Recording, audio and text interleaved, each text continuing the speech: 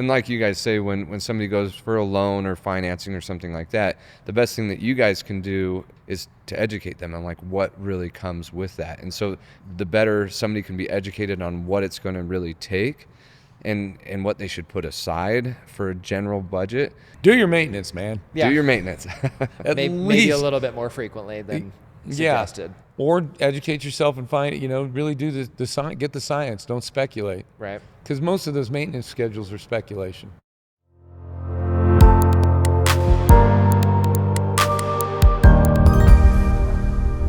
Well, like one of the final questions I wanted to ask you guys is EVs, right? Like EVs are coming down the pipe. What is your take on that? Because like as a car guy, they feel so soulless to me. I'm a huge gas engine guy. I know you guys do a lot of diesel work around here too, but talk to me about EVs. Like, how are you guys feeling about that? I don't understand why there's not more diesel hybrid EVs, like almost like a locomotive, right? That's running this super efficient diesel, low RPM, motor's gonna last forever, charging these batteries, giving you a ton of torque. But this is, boy, I get backed against this one a lot. I believe in technology, big time, and I think there is absolutely a place in our society and in this world for EVs. Mm-hmm. If you don't think there is, you got your head in the sand. Yeah, I think there's also a great opportunity for hybrids, and for like what you're talking about, diesel running a generator, batteries, right. Running electric motors, yeah, or the hybrid cars and things like that. There's area for all of that, but I don't see in the near future, and even kind of in the long future, where we're going to get the work out of electric that you're going to get out of a diesel power right. plant. You're just, the energy in a gallon of diesel, the energy density, density compared to a pound of lithium and a pound of diesel mm-hmm. is not there. Yeah, and so. That's the obstacle. Now, me being my age, my son's, there's always, I don't think you're never not going to have mechanics on this earth. Oh yeah. But I think mechanics are always, like they always have. They used to fix wagon wheels. They called them blacksmiths back then. Right, That was the wagon mechanic, wheels yeah. and shoeing horses. So keeping people moving and transporting and stuff is always going to be a mechanic's job. But I hope I answered it. I think EV is a viable product. It's something that I'm not, dealing with right now. Will I, if it ever becomes into the, the kind of the space I'm at? Absolutely. I mean, we do get into it a little bit. We do work on hybrids and things like that, but straight EV, not, we don't really touch them. Yeah. But I want to state this clearly. I am not I'm a grandfather. The father, I want a clean environment. Yeah. And when EV is an avenue towards that, but it's not, I think we've maybe, gone a little crazy with it. Right. So that, we don't want to get into politics, but I think right. we can. Some infrastructure issues to exactly. support all of it. Yeah. Our world doesn't run that way yet. Yeah, it doesn't right. run, so let's not jump off the cliff to get to the bottom of it. Let's try to find another avenue. Right. Because it can hurt if you jump and it's too far down. Right. And it seemed like that's what we tried to do. Right. And we are concerned, if the concern is having a cleaner environment, there's things that we do with our diesel engines. Yeah, let's talk about that. We use special pistons right. that have like a dimpling that significantly reduce the amount of pollution and particulates that are put into the atmosphere. So we're using that because it runs cleaner. Right. Now there's other benefits, fuel economy. There's a lot of things. 30% increase in fuel economy. We just had a test result on an ACERT 15. That's something that they're running on over the trucks. They took it from like 30 points of particulate matter to less than 1 point. Yeah, it's like with 0.7 or just 0.8 a piston capacity. Design change. That's crazy. And so, we know some people, and this is what's wonderful about what what our social media has done for us, is we now know engineers and stuff that are developing this, And what we'd really like to see is less after treatment, DPF, CATs, Right. EGR. The only reason we have that is because the before is not as clean as dirty. it could be. Right. And we're clean. So, I want to go to the before. Right. And that's what we're talking about with this Being a piston little more design.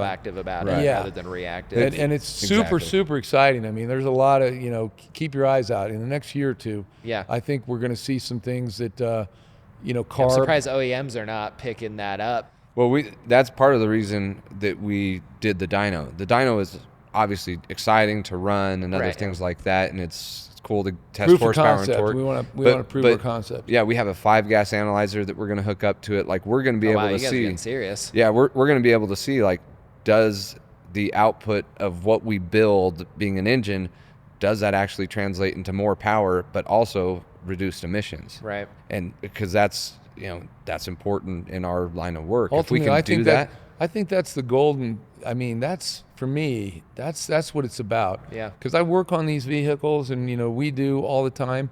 And what's killing? We get a lot of comments on our social media. I'd never own a diesel. Now, everybody remember, I'm probably working on more diesel engines than any shop, man. Oh yeah, you guys do A tons of diesel lot. stuff. Yeah, we and get we're stuff getting from them all over. across So the don't country. just think this is Utah. We're getting trucks that drop off trucks here every day. Yeah. Big car haulers. But what's putting these motors down is all the emission stuff that's on Right. them. So I think if we can get it clean before we have all this we call it after treatment. Right. Everything that comes out the tailpipe, now we're treating it and we're making it it's be like you putting a hose in you and sucking, Yeah, oh, yeah. It literally is. Not, not fun. Yeah. yeah. and it's not healthy, and it's not healthy for engines. And I think the industry, and me and Miles happen to be in that with companies that are developing systems to clean it up, and that's exciting. Right. I mean, that should be exciting for everybody, Yeah. because if you have a CAT go bad or a DPF or Right. something like that, it's some of these systems. I mean, you'll instantly $5 to $20,000 Right. for emission control stuff, and people, they hate it. Oh yeah. Right. That's not what they want to be fixing. No. Yeah. No. Yeah. Well, and I bet that's better for the checkbook too, right? Like if you're proactive about this, you create a system that's not having all these problems, having to have all of this EGR and urea systems and all of that cleaned out all the time and everything. Your ultimate cost of ownership for that vehicle goes down as well. Not that you obviously want to decrease that, but that's an ultimately No, I a do better want to. system. I Yeah. do want to decrease that. A lot of people are like, oh, they wouldn't really promote that because that would take away from their business. And we say, no, actually, we do. Like, we want to tell you to do your oil changes more. We I want got to a T-shirt that says "Do your maintenance, damn it, I'm busy." I love that. because it's like we actually really do want to educate you. Now, we don't see all of a sudden that we share one of these secrets or this these educational things, and all of a sudden tomorrow we're going to go out of business because Right, people yeah. are like, oh, I should just maintain my car better, or I should do this better. There's no more cars to fix. No. We're not worried I'm about going to that machine my happening. own cylinder head at home. Right. These guys showed me how to build an engine. I'm going to do this tomorrow. Right. So we're like, yeah, we're going to actually tell you to do this stuff, and we're going to show you that it actually works and clean up, and maybe you can get another 50 or 100 or 500,000 miles out of your engine because of what we're doing. Right. That's like, we love Great. that. I'd rather be the doctor that says, helps you with your diet, your exercise, your mental state, and things like that, than the doctor that's just going to take 50 Prescribe pounds, you medicine after medicine. or book you for surgery and just keep taking 50 pounds of fat Right. off of you. Ounce of prevention is worth Yeah, a pound of cure. and I'm right? telling you, Exactly. in mechanics, that's a for sure, man. Right. Well, on that note, what about, I touched a little bit on this, but like total cost of ownership for a vehicle, right? So repairs are just kind of a given. Any mechanical device is going to break down eventually, need servicing, all of that. Right. Do you guys have any tips or like recommendations for vehicle maintenance that are, like a lot of our subscribers are into budgeting things out and, achieving their financial dreams, and automotive repair is kind of one of those line items that you're just always going to have to be penciling in, right? Whether it's fuel or oil changes or whatever. But any common recommendations you make to people from the maintenance side of things to to be like, here's where you should be investing your money, right? Like, yeah, it might cost a little bit more, but it's worth it in the end for this prevention. Okay, before we have that conversation, I want to say this. Your manufacturer's maintenance schedule is designed for what? I want you to think about it for just a second. Is it designed, your manufacturer's maintenance schedule, is it designed with your interest involved? Now, your interest is cost savings, right?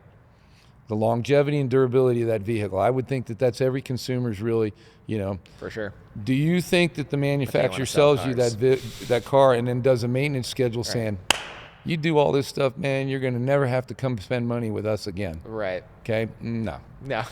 It's a minimum schedule because they call that, they actually do cost of ownership. Right. So, and then cost of ownership, but also the more that you change the oil and stuff, the more that there's waste and that there's an environmental impact on it. So they're concerned about that. Yeah, as all well. these things are bearing down on the manufacturer not to do what I feel is in the best interest of Mr. Smith, the consumer.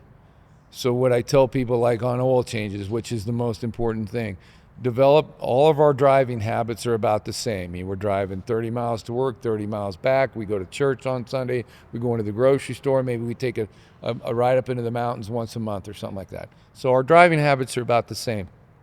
If that is correct for you, establish that and then do an oil sample on that. I'm not saying, people, if the manufacturer is telling you to change your oil in 10,000 miles, now a lot of people now, they have the little itis as, 60%, 80% and stuff like that.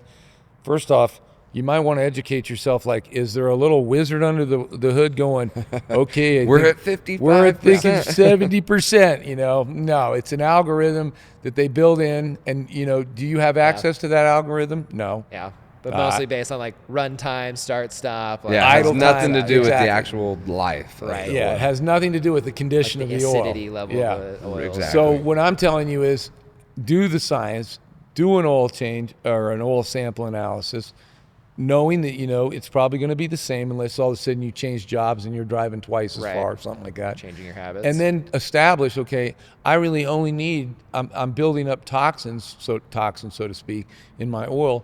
I can go 10,000. Or no, my driving habits, I should be doing 5,000.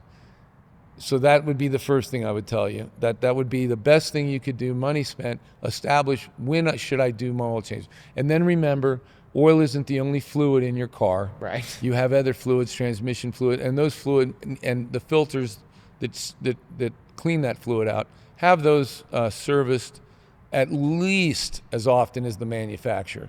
And that is, that was a long answer, but the short answer is that's the best thing you can do to maximize, your wallet. Yeah. Yeah. And like you guys say, when somebody goes for a loan or financing or something like that, the best thing that you guys can do as a credit union or any credit union is to educate them on like what really comes with that. And so for us, that's a cost of ownership of a vehicle. The better somebody can be educated on what it's going to really take, and what they should put aside for a general budget is important. And so that just goes back to that you're going to have to take some time to educate yourself and really know what you're getting into. Right. Yeah. But yeah, change your filters often. Do your maintenance, man. Yeah. Do your maintenance. Maybe a little bit more frequently than suggested. Or educate yourself and find, really do the science, get the science. Don't speculate. Right. Because most of those maintenance schedules are speculation. Right. Well, one of the final things I wanted to talk to you guys about was hobbies outside of automotive, because one of the things I learned about you, Dave, I've seen your content and stuff, is that you're a huge fisherman. Yeah. There's a giant marlin on the wall back here in the shop. Yeah, we've got I grew up in the Eldorado, Keys, so I've been a Sailfish. fisherman my whole life, a diver and a fisherman. And yeah, I have an addiction. We can get into that if you want. But I'm a big marlin fisherman. I've fished all over the world for black and blue marlin. Does Stripe. Miles join you on this trip? Oh, yeah, Are man. you a fisherman Oh as yeah, well? yeah. Yeah. The addiction is Yeah, it's in the family. It's- all it's my in By the blood. osmosis, it's Yes. just worked its way Yes. down the line. Yeah, so we are. In fact, we just we took third place in the Los Cabos Billfish tournament in November for Wow. the largest marlin, which was a tournament down there. What was the weight on it? It's a small 340. mid. That seems 300s. huge to me, but I don't know like anything about Yeah, fishing. for a marlin, it was an okay. I mean, it put us in third place, so we're Yeah. grateful for This it. is where our interests stop on alignment is with fishing. It's like that's all Greek to me. I do, because of my in-laws and stuff, I do fly fishing now. So I do, There's nothing. I do a lot of different fly fishing. Comes and back from my fishing. childhood. There's being on the ocean is my spiritual. That's my Zen spot. Right. Yeah. Any other hobbies outside of that? Is that mostly it? Cars and fishing? Cars. That's The cars. it. Yeah, my wife's trying to get me into golfing. I'm terrible though, so I don't know we if have- that's we have working. a but- t-shirt. That's a good walk ruin, right? have a I think t-shirt. that's what. Yeah. Our T-shirt says faith, family, fishing, and fast cars. Yep. Yeah. We don't give an F about anything Yeah. else. I So like that those are our philosophy. hobbies. Yeah, Nice. yeah. And similarly, building some of the cars or the cars behind me. So stuff you've built. So my dad built the Camaro, and then I built a Chevelle too, dude. and then the Chevelle. I was gonna say, but then I did a lot of the body work on the Camaro. Maybe 15 years ago, and repainted that and Nice. did some stuff. So yeah, both of these are projects. So that is we've done. occasionally stuff you guys will do together outside of work hours. Is Not build anymore. Cars. No, Not anymore. No time for He's that. got 3 kids. Oh, Yeah, yeah. I'm right there with you. Yeah. I have 3 as well. My hobbies are kids. How we hanging out with the I kids. go drag doing racing once a year now for LS Fest, and that's about There it. you go. So, Yeah.